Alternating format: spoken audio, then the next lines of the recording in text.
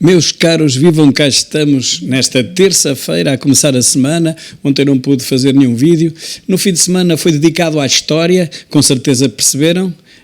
Domingo dediquei-o à história de Portugal. Tenho aqui até alguns vídeos, por exemplo, Afonso VI, de um canal, por acaso descobri ultimamente, mitos e histórias de Portugal, depois Dom João IV, o Restaurador, a União Ibérica, o Desejado, Dom Sebastião, o Venturoso, Dom Manuel I, o segundo reinou pouco tempo, Dom João II, o Príncipe Perfeito.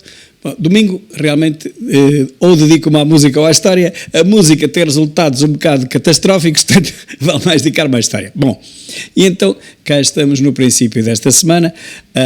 Esta batalha é de Diu, a nossa aljubarrota naval. Eu gostava que todos conhecessem este episódio, esta batalha que ocorreu em 1509, em que 18 navios portugueses destruíram uma armada de mais de 120 navios, provenientes de toda a parte lá daquela zona de Veneza, dos otomanos, do sultão do Egito. Bom, nós conseguimos dar cabo deles todos e disto ninguém fala, nem na escola, nem em lado nenhum.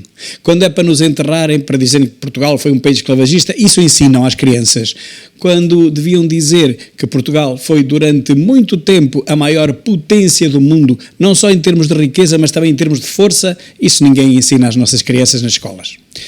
Uma menina de 12 anos ia ser obrigada a casar para pagar uma dívida, foi resgatada. Bom, esta foi uma, falta saber quantas é que passaram, quantas é que foram vendidas, quantas é que cumpriram aquele objetivo. Esta menina não quer sequer voltar para a terra dela porque diz que vai ser vendida novamente, portanto está aqui ao abrigo de um protocolo que nós temos, de uma defesa, e nesse aspecto Portugal nestas coisas é bom.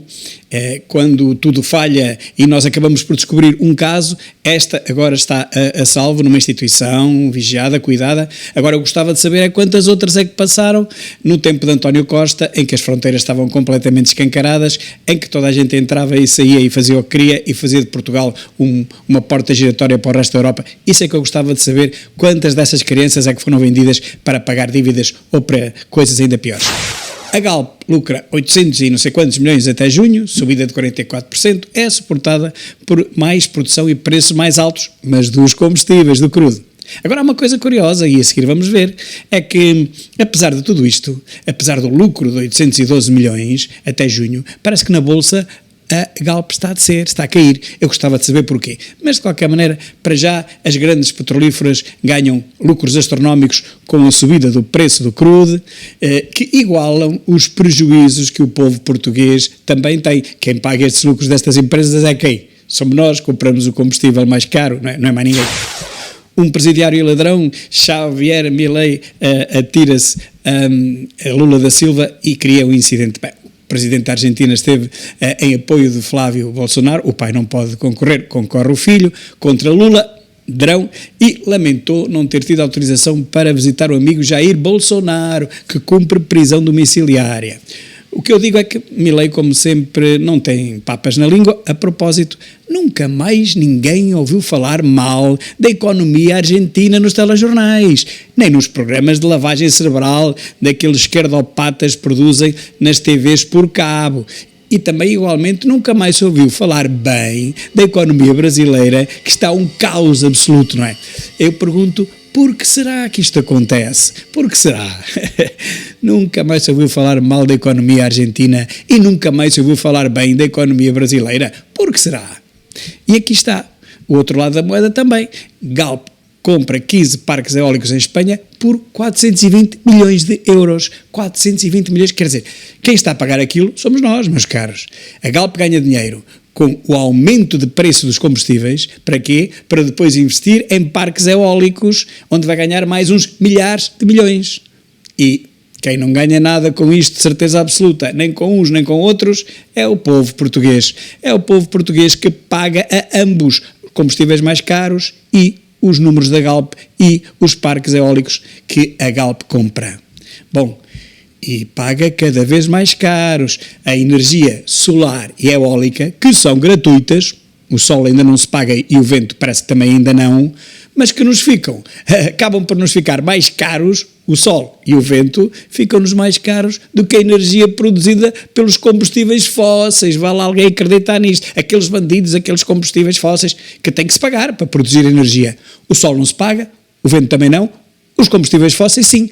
Mas não é que ficam mais baratos do que o próprio sol e o próprio vento. Só mesmo em Portugal, meus caros, onde o povo paga pelo vento e pelo sol mais caro do que paga pelo petróleo e pelo gás natural. Meus caros, isto é o fim do mundo em cuecas, este país. Aqui está, como estava a dizer há pouco, contradição. Então, mas uma companhia que apresenta lucros recorde, que é o caso da Galp, cai na bolsa. Expliquei lá isto, faz favor. É que aqui se diz que o PSI segue no vermelho pressionado pela Galp e depois desenvolve, apesar da acalmia do Médio Oriente, está a animar as principais praças europeias, os combustíveis estão a descer em todo o mundo, o índice nacional registra perdas. Então, mas como? Como? O PSI registra perdas. A Galp é cotada que mais pressiona o índice para baixo, depois de ter apresentado contas acima do esperado. Meus caros, esta história está muito mal contada. É uma história à portuguesa. Quer dizer, a empresa que dá mais lucro a Portugal é que desce mais na bolsa. Expliquem lá isso, faz favor. Isto é só especulação, é só mentiras isto. Um incêndio rural e florestal mobiliza 177 operacionais em Sor, já foi ontem. Sor está a cumprir, meus caros. Faltam os distritos onde o IPMA vai avisando todos os dias os incendiários que está na hora de começarem a trabalhar, aqui, ali e além.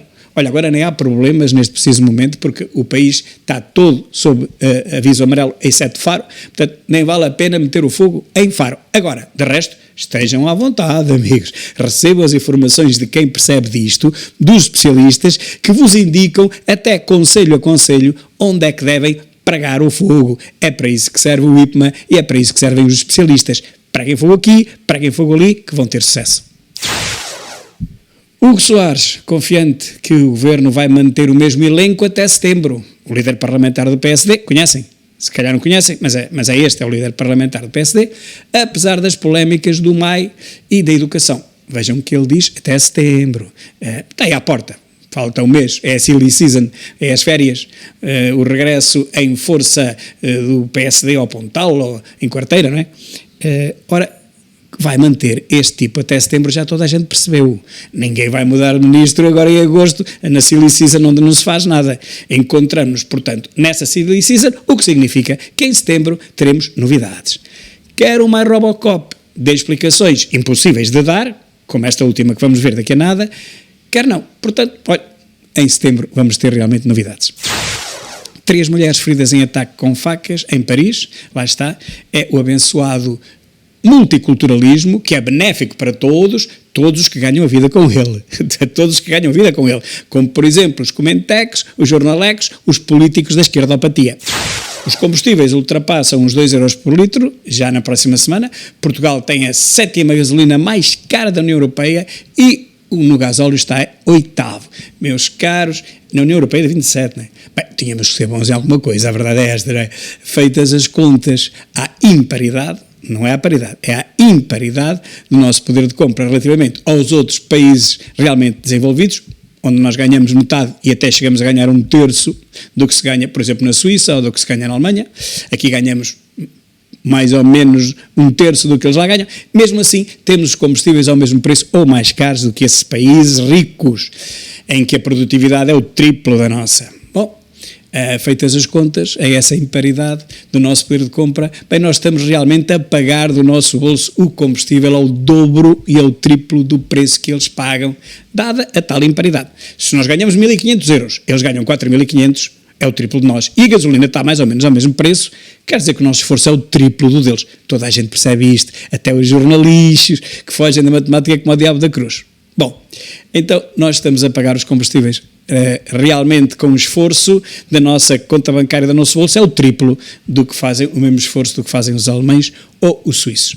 E disto ninguém fala, só dizem que o preço para alguns é um bocadinho mais alto, mas não dizem que nós ganhamos 1/3 do que eles ganham. Essa parte é que esquecem. E vamos lá, GNR. A GNR deteve 2 homens em situações distintas, por incêndio em Trancoso e Aguiar da Beira. Em Trancoso e Guarda da Beira é no sítio da Guarda. Está tudo explicado o que eu digo. Vamos lá, Janeiro, mas olha lá, vamos lá ver. Deixem lá os coitadinhos dos incendiáriozinhos em paz, porque eles são maluquinhos, não é? Dizem os juízes, dizem no tribunal. Eles são alcoólicos, eles são maluquinhos, dizem os delegados do Ministério Público. Eles não têm culpa de nada.